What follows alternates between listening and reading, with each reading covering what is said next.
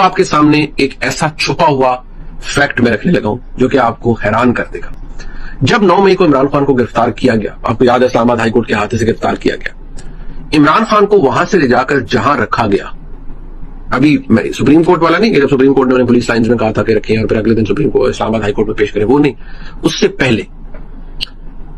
عمران خان کو جہاں رکھا گیا وہ جگہ نہ صرف اس کی ریکارڈنگ ہو رہی تھی بلکہ آڈیو بھی موجود ہے. عمران خان وہاں پر بیٹھے ہوئے فون کس کو کر رہے تھے، کیا کر رہے تھے، عمران خان کو مکمل طور پر پتا تھا کہ 9 مئی کو باہر کیا ہو رہا ہے. He was completely aware of it کہ کیا ہو رہا ہے. عمران خان نے وہاں پر کچھ ایسے جملے کہے جو کہ ریکارڈڈ ہیں اور وہ ڈائریکٹڈ ہے پاکستان کے آرمی چیف کی طرف، اور عمران خان کو یہ لگ رہا تھا کہ جو ہو رہا ہے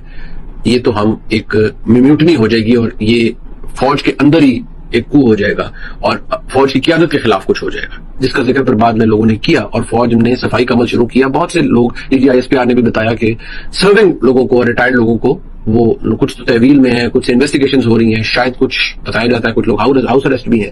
تو یہ بات بڑی کلیئر ہے، عمران خان کی وہ والی آڈیو ریکارڈنگ بھی موجود ہے اور وہ بہت تلخ ہے،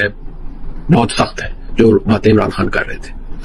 تو وہ چیزیں جب سامنے ہیں تو پھر ساری بات ہے، جب اتنی تلخی بڑھ جائے اور اس کا اس طرح کا ایویڈنس موجود ہو، اس طرح کی چیزیں موجود ہوں، تو معافی شافی تو آپ بھول جائیں.